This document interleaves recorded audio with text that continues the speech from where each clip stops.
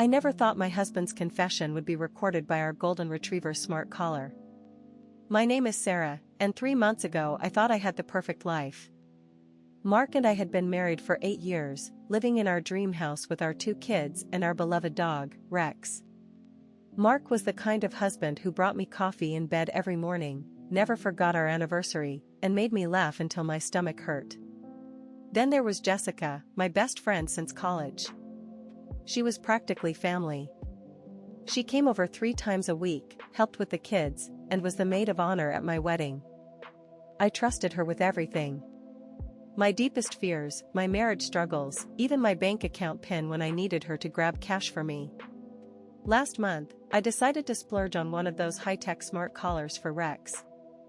The kind that tracks his activity, monitors his health, and yes, records audio when he barks excessively. I figured it would help us understand why he'd been acting strange lately, whimpering and pacing around the house. I was at work when I got the app notification. Rex had been barking for over an hour while I was gone.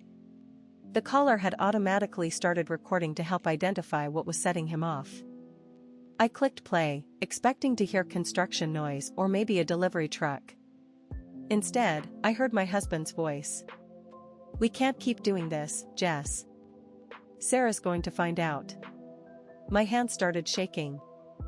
I pressed the phone closer to my ear. "She won't," Jessica's voice replied. "She trusts both of us completely. Besides, you said yourself she's been distracted with work lately." "That's not the point. This is killing me. Every time she smiles at me, every time she talks about how grateful she is to have you as a friend, I feel sick." My heart was pounding so hard I thought it might burst. I was sitting in my office cubicle, surrounded by coworkers, trying not to scream. "Mark, we've been planning this for 6 months. We can't back out now. The life insurance policy just went through. All we need is the right opportunity." Life insurance policy. My life insurance policy. I know. It's just, she looked so happy this morning when she was making breakfast for the kids.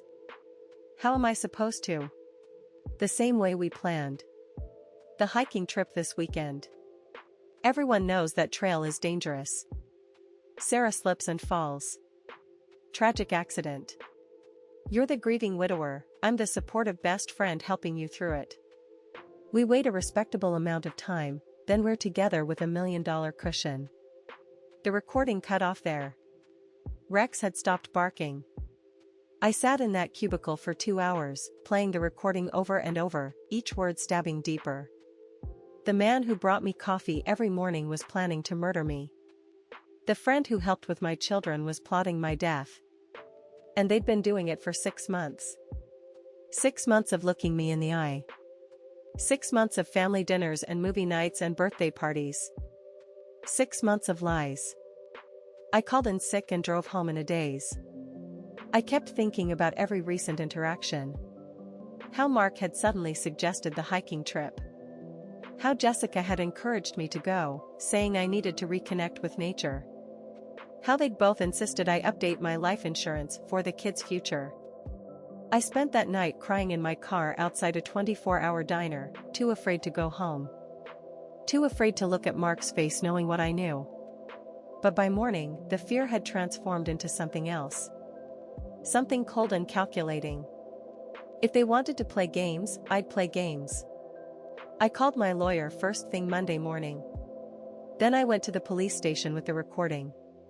Detective Rodriguez listened to the whole thing twice, her face getting grimmer each time. "This is definitely conspiracy to commit murder," she said. "But we need them to take concrete steps before we can make arrests that will stick. Are you willing to wear a wire for the hiking trip?" I was more than willing. We planned everything perfectly. I would wear a hidden recording device. Backup officers would be stationed along the trail. The moment Mark or Jessica made any move to harm me, they'd have them. Saturday morning arrived. Mark made me coffee like always, kissing my forehead as he handed me the mug. "Ready for our adventure?" he asked, his smile so genuine I almost doubted the recording. Jessica showed up right on time, practically bouncing with fake excitement. This is going to be amazing. Just the three of us, like old times. The hike started normally. We chatted about the kids, work, the beautiful weather. But I noticed how they kept steering us toward the more dangerous parts of the trail. How Mark kept checking his watch. How Jessica kept looking over the cliff edges. We reached the spot, a narrow ledge with a 100-foot drop. Perfect for an accident. "Sarah, come look at this view," Jessica called, standing near the edge. As I walked toward her, Mark positioned himself behind me. This was it. The moment they'd been planning for 6 months. "It's beautiful," I said, looking out over the valley. "Yes," Jessica said, her voice changing. "It really is the perfect spot." I felt Mark's hands on my back, ready to push. That's when Detective Rodriguez and 3 officers emerged from behind the rocks. "Police. Nobody move." Mark's hands froze on my back. Jessica's mouth fell open. "Mark Thompson and Jessica Chen, you're under arrest for conspiracy to commit murder." The look on their faces was worth every sleepless night I'd endured. Pure shock. Then Mark tried to run and face-planted into a tree. Jessica started crying and begging, saying it was all Mark's idea. They're both in prison now. 25 to life. Mark tried to claim the recording was fake, until the prosecution brought out Rex's caller data, the timestamp evidence, and the recording I'd made of them during the hike. I kept the house, got full custody of the kids, and yes, I kept the life insurance money they'd helped me get. I donated half to a women's shelter and used the rest to start fresh somewhere they'll never find me. Rex, by the way, is doing great. Turns out he wasn't anxious about construction noise or delivery trucks. He was trying to protect me from the 2 people I trusted most. Dogs really do know who to trust. The smart collar that recorded their confession? Best purchase I ever made. Sometimes technology saves your life in ways you never expect.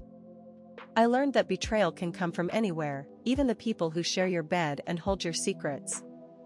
But I also learned that I'm stronger than I ever knew. Strong enough to turn their own plan against them. Have you experienced something like this? Tell me in the comments.